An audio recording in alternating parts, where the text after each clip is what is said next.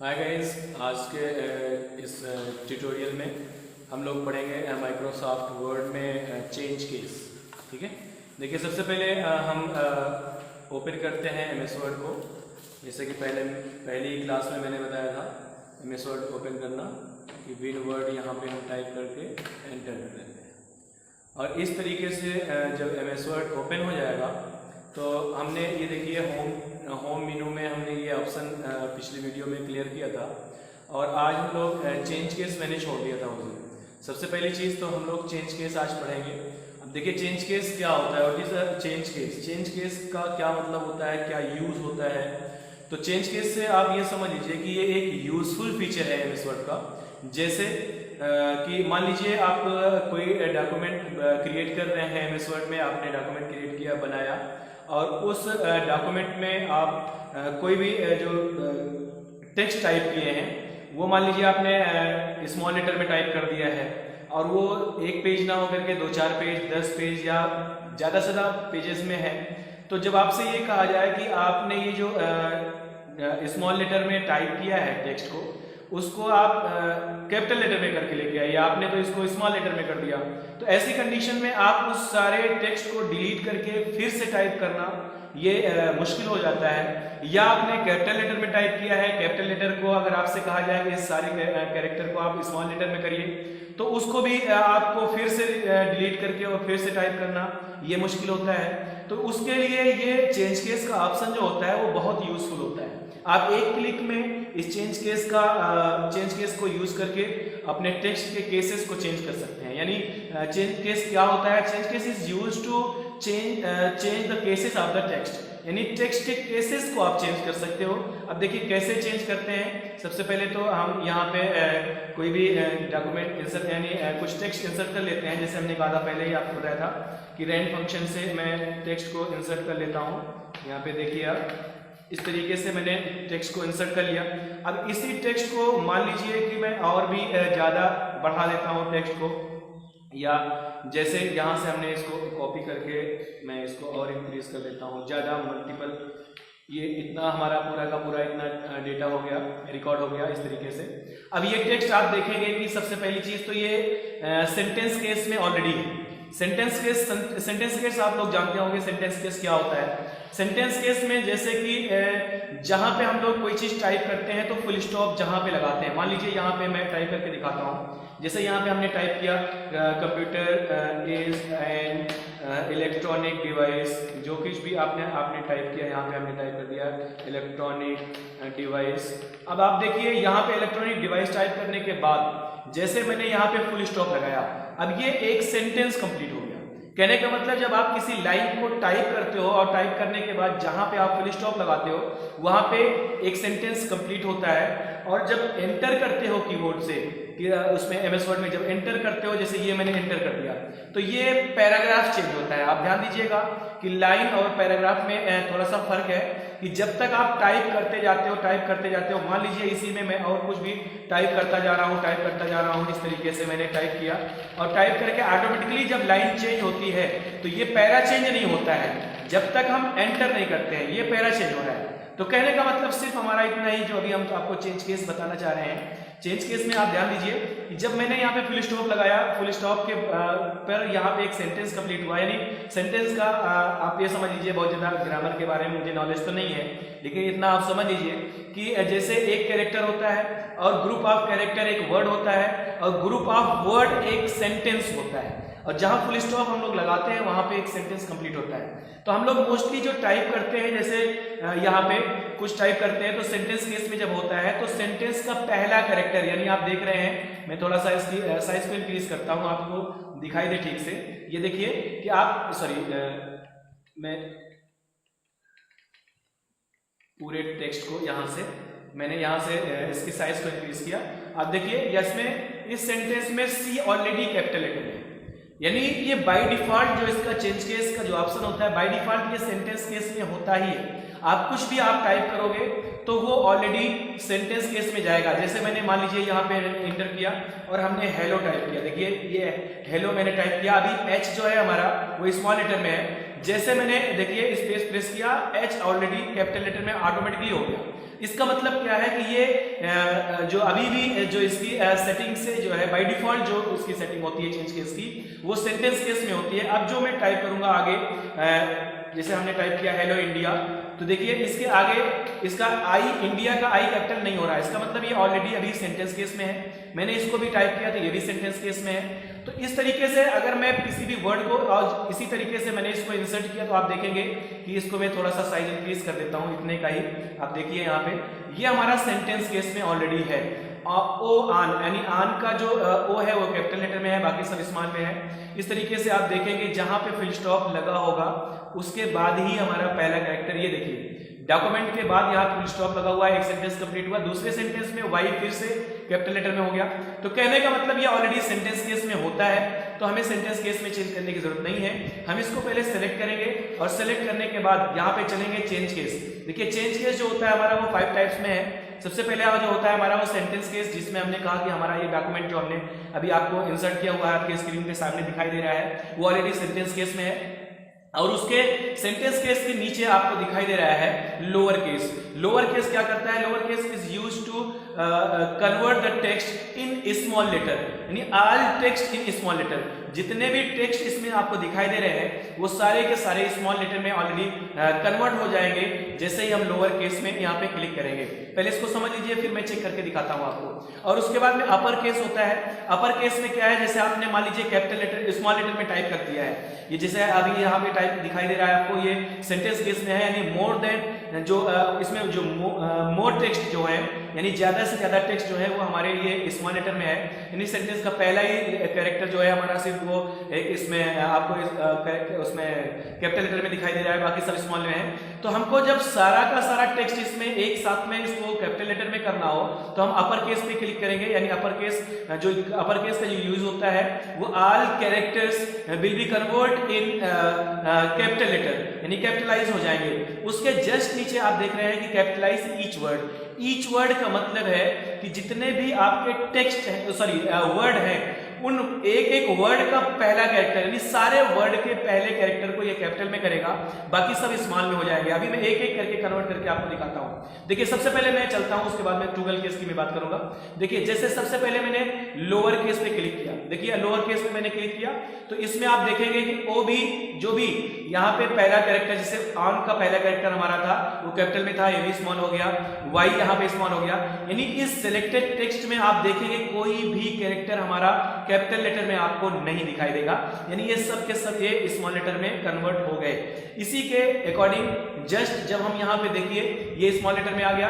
अब हमको अगर ये कहा जाए इसी तरीके से, ये तो मैंने सिलेक्टेड एरिया दिखा रहा हूं मैं एक पैराग्राफ पे, आपके पास में अगर 10 पेजेस हैं, 50 पेजेस का आपने डॉक्यूमेंट बना लिया है, तो पूरा का पूरा डॉक्यूमेंट यानी पूरा का पूरा कंप्लीट पेजेस जो जितने भी टेक्स्ट होंगे वो 1 क्लिक में कन्वर्ट हो जाएंगे चेंज केस के अकॉर्डिंग। जैसे आपको कैपिटल लेटर करना हो या स्मॉल लेटर करना हो, जैसे यहाँ पे मैं एग्जांपल देता हूँ, इतना मैंने सेलेक्ट किया हुआ है, इसको हमें अगर अब कैपिटल लेटर में कन्वर्ट करना है, आप यहाँ पे चेंज केस में जाएंगे और यहाँ पे आप देखिए कि लोअर केस के बाद में आपको अपर केस दिखाई दे रहा है। अपर केस क्या करता है? Convert upper case is used to convert all text, all selected text in the capital letter. देखिए यहाँ पे ध्यान दीजिए, हम कैपिटल लेटर पे क्लिक कर रहे हैं, ये जितना मैंने सेलेक्ट किया हुआ था आपको दिखाई दे रहा है, ये सब के सब कन्वर्ट हो चुके हैं कैपिटल लेटर में। इसी के अकॉर्डिंग सीक्वेंस में हम आगे चलते हैं। फिर से ये इसके बाद यानी स्मॉल लेटर हो गया, कैपिटल लेटर हो गया। अब देखिए इसकी कम जरूरत पड़ती है, कम यूज में आता है, लेकिन ऑप्शन है, आप समझ लीजिए इसको भी कि क्या होता है। Capitalize each word, each word का मतलब ओ आन है, एक वर्ड कहलाएगा, यानी ग्रुप ऑफ कैरेक्टर वर्ड कहलाता है, चाहे वो 2 कैरेक्टर का हो, चाहे 10 कैरेक्टर का हो, चाहे 5 कैरेक्टर का हो, वो वर्ड कहलाता है। जैसे यहाँ पे वर्ड एक वर्ड है ऑन, द भी एक वर्ड है, इंसर्ट भी एक वर्ड है, टैब भी एक वर्ड है। तो इसका जितने भी वर्ड हैं उन सब के पहले कैरेक्टर को ये कैपिटल लेटर में करेगा, बाकी सबको स्मॉल में कर देगा। ये होता है ईच कैपिटलाइज ईच वर्ड। देखिए ध्यान दीजिए, इस पे मैंने क्लिक किया, अब इसमें देखिए सबका पहला कैरेक्टर हमारा ये कैपिटल लेटर में हो गया है, बाकी ये स्मॉल लेटर में है। उसके बाद में जस्ट इसी का अपोजिट जब आप बात करेंगे ट्रूगल केस का, ट्रूगल केस क्या होता है? जस्ट अपोजिट होता है कैपिटलाइज ईच वर्ड का। अपोजिट का मतलब इस कैपिटलाइज ईच वर्ड में हमने इस ऑप्शन में ये देखा कि इसमें पहला character of the word capital letter में कन्वर्ट हुआ है, बाकी सब स्मॉल में है। जस्ट इसी का अपोजिट क्या होगा कि इसका पहला कैरेक्टर हमारा वो स्मॉल में हो जाएगा, बाकी सारे कैरेक्टर हमारे वो कैपिटल लेटर में हो जाएंगे। ये इसका भी ज्यादा यूज नहीं होता है, लेकिन आप ऑप्शन में देख लीजिए, ध्यान दीजिए। आप टॉगल केस पे क्लिक करेंगे, ये देखिए टॉगल केस पे मैंने क्लिक किया तो जस्ट उसका अपोजिट कि यानी जितने भी वर्ड हैं ईच वर्ड का जो पहला कैरेक्टर है वो स्मॉल लेटर में कन्वर्ट हुआ और बाकी सब कैपिटल लेटर में कन्वर्ट हो गया। इस तरीके से ये चेंज केस का ऑप्शन हमारा कंप्लीट होता है। और भी एक चीज, इसके बाद फिर से मैं कन्वर्ट करता हूं, आप सेंटेंस केस में देख लीजिए। मैंने इसको सेंटेंस केस में किया तो जैसे ऑलरेडी आपने देखा था कि सेंटेंस का पहला कैरेक्टर कैपिटल में होगा, बाकी सब स्मॉल लेटर में होगा। इसकी शॉर्टकट की जो होती है, शॉर्टकट की इसको हम लोग चेंज करते हैं। देखिए शॉर्टकट की में हम दिखाते हैं आपको कि शिफ्ट प्लस F3 आपके समझ में ना आ रहा हो तो मैं यहाँ पे टाइप कर दे रहा हूँ। देखिए जैसे इसका मैं यहाँ से इतना डिलीट कर देता हूँ, ये मैंने डिलीट किया और यहाँ पे मैंने टाइप कर दिया। देखिए मैं इसकी शॉर्टकट की टाइप कर दे रहा हूँ ताकि आप लोग उसको समझ सकें। शिफ्ट प्लस F3 का मतलब होता है फंक्शन की जो होती है हमारी F3, ये F3 होता है फंक्शन की। आप लोग समझते होंगे F1, F2, F3, F4, ये कीबोर्ड में सबसे ऊपर की लाइन जो होती है इसको हम लोग फंक्शन की बोलते हैं, क्योंकि इस पे कुछ ना कुछ प्री डिफाइंड फंक्शन यूज किए गए होते हैं और जब हम उसको यूज करते हैं तो वो अप्लाई होता है ऑलरेडी। तो ये प्लस का यानी सिंबल आपको कीबोर्ड से प्रेस करने की जरूरत नहीं है। ये प्लस मैंने इसलिए यूज किया है कि शिफ्ट के साथ में आपको F3 यूज करना है। और ध्यान दीजिएगा कि जैसे शिफ्ट प्लस F3 जब करेंगे तो चेंज केस ऑटोमेटिकली चेंज करता रहेगा। आपको जितने भी वर्ड होंगे, जैसे मैंने इसको भी पूरा इसमें जितना है इसको मैं सब सिलेक्ट कर देता हूं। ये देखिए सिलेक्शन किया मैंने और ये शिफ्ट 3 आपको दिखाई ना दे रहा हो तो मैं यहां से इसको भी बड़ा करके दिखा देता हूं आपको। ये है शिफ्ट प्लस F3, ये शॉर्टकट की है। यूज कैसे करेंगे, हमने सिलेक्ट किया जितने भी कैरेक्टर होंगे। अब देखिए इसको मैंने शिफ्ट प्लस F3 मैंने प्रेस किया तो ये देखिए सेंटेंस केस से ये उसमें चला गया, ईच कैपिटलाइज्ड वर्ड में गया, सॉरी उसमें सेंटेंस केस में आ गया। उसके बाद में ये कैपिटल वर्ड में आ गया, कैपिटलाइज में आ गया, यानी अपर केस में आ गया, फिर ये लोअर केस में जाएगा और उसके बाद ये सेंटेंस केस में चला जाएगा। आप ध्यान दीजिएगा कि जब शॉर्टकट की से आप चेंज केस को यूज करेंगे तो उसमें वो ईच कैपिटलाइज वर्ड और टॉगल केस पे नहीं जाता है, उसमें ये 3 पे ही रोटेट करता है, सेंटेंस केस, अपर केस और लोअर केस पे। अगर ईच कैपिटलाइज पे जाना है तो आप उसको माउस को यूज करके आप उसका यूज करेंगे, अदरवाइज ये शॉर्टकट की से सिर्फ 3 में रोटेट करता रहेगा, sentence case, lower case, upper case, तीनों में। इस तरीके से चेंज केस हमारा कंप्लीट होता है। अब देखिए आगे चलते हैं, इसके बाद में ऑप्शन मिलता है आपको, यहाँ पे ध्यान दीजिएगा, ये हाइलाइटर होता है हमारा।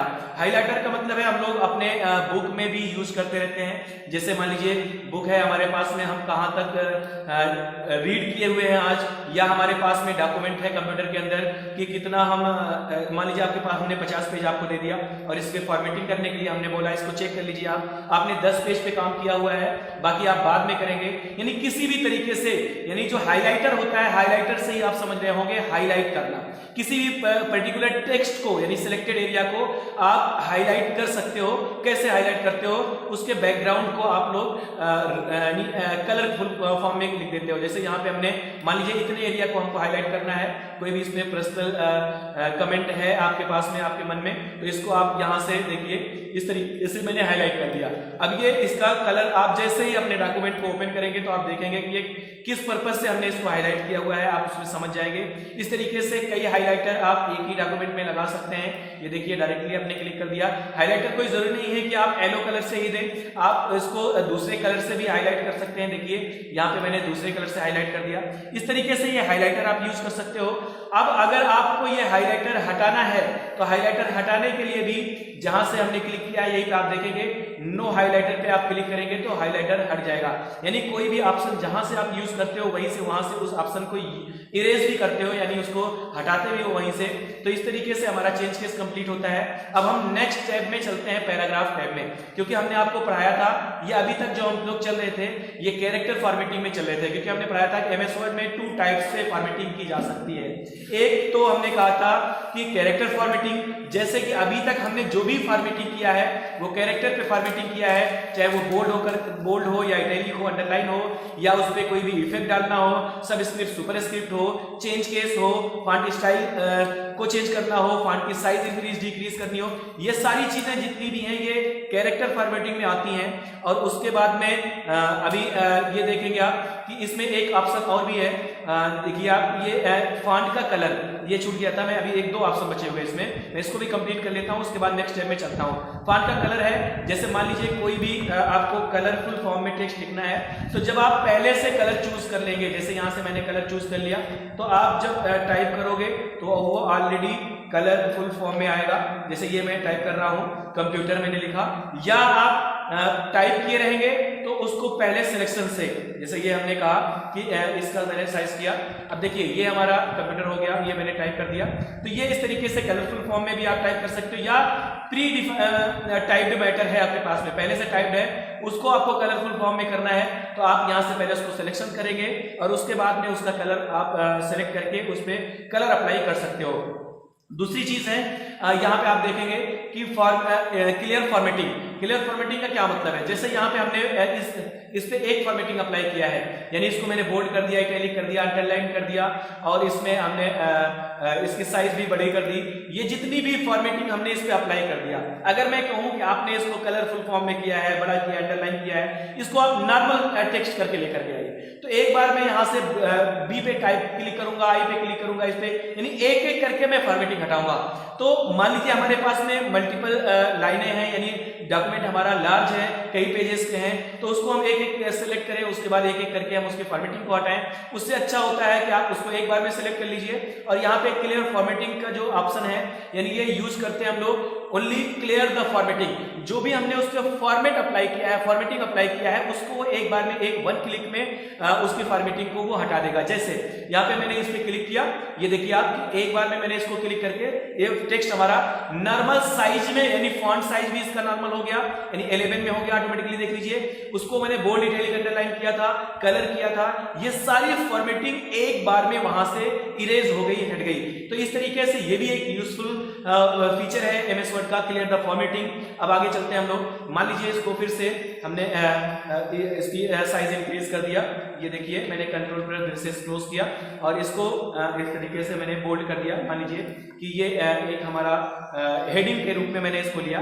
अब देखिए बात चलती है आगे, हम लोग चलते हैं पैराग्राफ फॉर्मेटिंग में। थोड़ा वीडियो लेंथी हो रहा है, लेकिन पैराग्राफ फॉर्मेटिंग को हम कंप्लीट करने के बाद ही आगे बढ़ते हैं, या तो हम इस वीडियो को यहीं पे चलने देते हैं, पैराग्राफ समझ लेते हैं, बहुत ज्यादा लेंथी नहीं ले जाऊंगा, ठीक है। देखिए यहाँ पे पैराग्राफ फॉर्मेटिंग में क्या करते हैं, हमने जैसे कहा था कि फॉर्मेटिंग 2 टाइप्स में होती है, एक कैरेक्टर और एक पैराग्राफ फॉर्मेटिंग। पैराग्राफ फॉर्मेटिंग का मतलब है कि हम इसके पैराग्राफ को फॉर्मेटिंग करेंगे। पैराग्राफ में देखिए, जैसे सबसे पहली चीज है अलाइनमेंट। अलाइनमेंट का मतलब क्या है, देखिए सबसे पहले बाय डिफॉल्ट जो अलाइनमेंट होता है हमारा, वो लेफ्ट अलाइनमेंट होता है। देखिए जैसे यहाँ पे मैं कोई चीज टाइप करना शुरू करता हूं तो वो लेफ्ट साइड से राइट साइड की तरफ बढ़ता है, टाइपिंग हमारी आगे बढ़ती है, इंक्रीज होती है। लेकिन अगर आप चाहें तो इसी टाइपिंग को आप राइट साइड से भी टाइपिंग कर सकते हैं। देखिए जैसे यहाँ पे देखिए ये लेफ्ट अलाइनमेंट है, बाय डिफॉल्ट जो अलाइनमेंट होता है एमएस वर्ड में वो लेफ्ट अलाइनमेंट होता है। अब उसका जस्ट अपोजिट मैंने यहाँ पे सेंटर अलाइनमेंट, राइट अलाइनमेंट दिया। देखिए हमारा यहाँ पे जो कर्सर है यहाँ पे राइट अलाइनमेंट पे आ गया है। अब हम अगर कोई भी चीज टाइप करते हैं, देखिए जैसे हमने यहाँ पे कोई भी चीज टाइप किया तो वो राइट साइड से लेफ्ट साइड की तरफ बढ़ता हुआ जाएगा, ठीक है। इस तरीके से कोई भी चीज में टाइप करूंगा तो ये लेफ्ट से राइट साइड की राइट साइड से लेफ्ट की तरफ आएगा। यह होता है हमारा राइट अलाइनमेंट। और जस्ट यहाँ पे देखेंगे आप सेंटर अलाइनमेंट है, हमने यहाँ पे क्लिक किया। अब कोई भी चीज आप टाइप करोगे, जैसे आपने टाइप किया व्हाट इज कंप्यूटर, ठीक है, ये हमने टाइप कर दिया। ये आप देखेंगे कि ये राइट में ही यानी सेंटर में ही ये टाइप हो रहा है मैटर। इस तरीके से हमने जो अलाइनमेंट होते हैं हमारे वो 4 टाइप में होते हैं। एक होता है हमारा लेफ्ट अलाइनमेंट, राइट अलाइनमेंट और सेंटर अलाइनमेंट। एक जस्टिफाई होता है। और ये यहाँ पे मैटर अगर टेक्स्ट टाइप कर दिया हमने तो उस पर भी आप इसको अलाइनमेंट को अप्लाई कर सकते हो। हाउ टू अप्लाई, देखिए चेक कर लेते हैं हम लोग। जैसे यहाँ पे हमने टाइप किया हुआ कि कंप्यूटर क्या है, यानी हमने ओनली कंप्यूटर लिखा हुआ है। इसका अलाइनमेंट मैं सेंटर देना चाहता हूँ, इसको मैंने यहाँ पे बीच में लेना चाहते हैं हम लोग। इस पर सेलेक्ट किया मैंने और यहाँ पे बीच कर दी, बीच में इसको सेंटर पे क्लिक कर दिया, बीच में आ गया। इस तरीके से आप पर्टिकुलर एक वर्ड को, कैरेक्टर को और जो भी आप सेंटेंस को अलाइनमेंट आप दे सकते हो। यहाँ पे हमने इसको अलाइनमेंट दिया। उसके बाद में अब हम चलते हैं इस पैराग्राफ पे पूरे पे। अब देखिए ये तो ऑलरेडी लेफ्ट अलाइनमेंट में है और इसमें देखिए कि ये राइट अलाइनमेंट में होता क्या है, लेफ्ट अलाइनमेंट आप जैसे यूज करेंगे, लेफ्ट अलाइनमेंट ऑलरेडी है तो ये लेफ्ट साइड से ये सबको बराबर करता है सारी लाइनों को, और जब आप राइट साइड से जाएंगे तो ये राइट साइड में सबको बराबर करेगा। देखिए ये लाइन यहाँ छोटी बड़ी हो गई, और जब आप सेंटर में जाएंगे तो ये सेंटर से सबको एक बराबर में रखता है। देखिए यहाँ पे सेंटर में आ गया, और जब आप जस्टिफाई करते हो तो ये दोनों तरफ से लाइनों को बराबर कर देता है।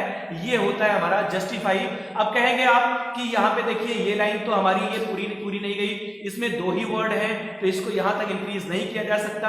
बाकी और जो लाइनों में थोड़ा स्पेस होता है, थोड़ा सा छूटा रहता है, तो उसको ये क्या करता है, लाइन के जो 2 वर्ड के जो बीच में हमारे टेक्स्ट स्पेस होते हैं उसको इंक्रीज कर देता है। जिस लाइन में कम टेक्स्ट होंगे उस लाइन के में टेक्स्ट के जो बीच के वर्ड के जो बीच के स्पेस होते हैं उनको इंक्रीज करके दोनों तरफ से ये बराबर कर देता है। इस तरीके से ये होता है हमारा अलाइनमेंट होता है। अब उसके बाद में हम लोग चल रहे हैं यहाँ कि लाइन स्पेसिंग। अब देखिए लाइन स्पेसिंग का क्या मतलब है, कभी कभी जैसे मान लीजिए आपने कोई डॉक्यूमेंट क्रिएट किया, आपने बायोडाटा ही बनाया अपना, तो होता क्या है कि जैसे मैं इसको कॉपी पेस्ट करके आगे और बढ़ा देता हूं मैटर को, तो होता क्या है जैसे 1-2 लाइन जब आपकी दूसरे पेजेस में चली जाती है, जैसे यहाँ पे हमने देखा, अब देखिए ये 2 लाइन हमारी दूसरे पेज में चली गई, तो जब हम इसका प्रिंट आउट निकालेंगे तो एक तरीके से ये बहुत अच्छा नहीं लगता है जो इसका वो होता है, क्योंकि एक पेज तो हमारा पूरा का पूरा फिल होगा और दूसरा पेज हमारा कम होगा, दूसरे पेज में 2 ही लाइन जाएगी, या तो इसमें भी कम से कम 60%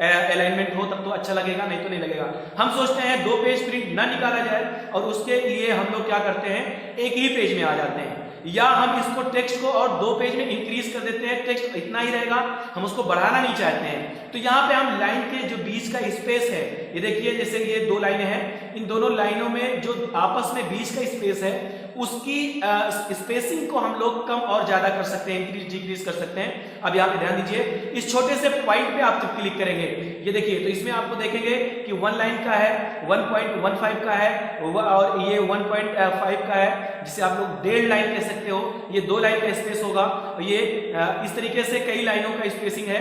आप देखिए मैं करके दिखाता हूं आपको, 2 लाइन का स्पेस दिया तो मैंने सिलेक्टेड पे देखिए जितना पे मैंने सिलेक्ट किया हुआ है उसकी लाइन स्पेसिंग बढ़ती है, तो ऑटोमेटिकली जब सारे टेक्स्ट को आप यहाँ पे सिलेक्ट करके इसकी स्पेसिंग बढ़ाएंगे तो ऑलरेडी जो दूसरा हमारा दूसरे पेज में जो ऑटोमेटिक, ये देखिए यहाँ पे यहाँ तक मैटर आ गया जो कि इतना सिलेक्ट नहीं किया था मैंने। तो इस तरीके से जितनी भी स्पेसिंग आपको करनी हो आप यहाँ से उसको स्पेसिंग को चूज कर सकते हैं। नॉर्मल पे हम फिर से लेकर के आते हैं और यहाँ पे मैंने 1 लाइन का स्पेस दे दिया, और इस तरीके से जो पैराग्राफ का आगे देख लीजिए, ध्यान दीजिए, ये पैराग्राफ की स्पेसिंग भी होती है। जैसे यहाँ पे हमने टाइप किया है मैटर, जहाँ पे जैसे यहाँ पे एंटर किया मैंने और एंटर करेंगे तो पैरा चेंज होगा, यहाँ से हम टाइप कर रहे हैं, इस पैराग्राफ के दोनों के बीच का जो स्पेस है इसको भी हम लोग इंक्रीज डिक्रीज कर सकते हैं। जैसे यहीं पे कई पैराग्राफ दिखाई दे रहे हैं, एक पैराग्राफ ऊपर है और उसके बाद में दूसरा पैराग्राफ है, तो इन पैराग्राफ के जो बीच का स्पेस है हम इसको भी इंक्रीज डिक्रीज कर सकते हैं। कैसे, यहाँ पे ध्यान दीजिए, यहाँ पे है ऐड स्पेस बिफोर पैराग्राफ, यानी पैराग्राफ के पहले स्पेस को इंक्रीज करता है, और अगर हमको इसी स्पेस को रिमूव करना है तो इस तरीके से हमने इसको रिमूव किया आफ्टर पैराग्राफ, और यहाँ पे हमने रिमूव करेंगे बिफोर पैराग्राफ। अब देखिए ये सारे पैराग्राफ के जितने भी मैंने सिलेक्ट किया था, यहाँ पे पैराग्राफ में इन दोनों पैराग्राफ में जो स्पेसिंग थी वो हमने रिमूव कर दिया है। इस तरीके से आप इसको भी यूज कर सकते हैं। उसके बाद यहाँ पे बात आती है, आगे चलते हैं हम लोग देखते हैं, यहाँ पे शेडिंग होता है कि किसी भी पर्टिकुलर टेक्स्ट को आप शेड दे सकते हो। ये देखिए हमने इसको सेलेक्ट किया, शेडिंग का मतलब है उस पर्टिकुलर, क्योंकि बैकग्राउंड और शेड में डिफरेंट है। देखिए जब हम बैकग्राउंड यूज करते हैं तो वो पूरे पेज में यूज होता है, किसी पर्टिकुलर पे नहीं, और जब हम शेड देते हैं तो वो सिलेक्टेड टेक्स्ट पे सिलेक्टेड एरिया में शेडिंग आती है। देखिए अगर हमें इसका शेड देना है तो ये देखिए इस तरीके से हम इसके कलरफुल, इस तरीके से हमने सिलेक्टेड टेक्स्ट पे हमने इसका शेडिंग दे दिया। शेड यूज कर सकते हो, और यूज करने के लिए आप फिर से वहीं से इसको रिमूव करने के लिए या कंट्रोल जेड से हटा लेते हैं, वापस कर लेते हैं। इस तरीके से हमने शेडिंग दिया, और इस तरीके से आगे चलते हैं। इसमें मैं बुलेट एंड नंबर को यूज करता हूं। बुलेट एंड नंबर को देखिए, इसके बाद इसमें कोई ऑप्शन बच रहा है, ये टेबल उसका बच रहा है। बस देखिए ध्यान दीजिए, मैं इस bullet and number, sorry, line spacing के बाद में हमने आपको शेडिंग बताया, और ये जो आपका बॉर्डर दिखाई दे रहा है, बॉर्डर और ये बुलेट एंड नंबर्स, मैं इसको नेक्स्ट वीडियो में लेता हूँ क्योंकि वीडियो हमारा लेंथी हो जा रहा है, इसलिए 2-4 मिनट का इसमें बचा हुआ है, लेकिन मैं नेक्स्ट वीडियो में लेता हूँ, इसको यहीं पे एंड करता हूँ। ठीक है, आगे चलते हैं।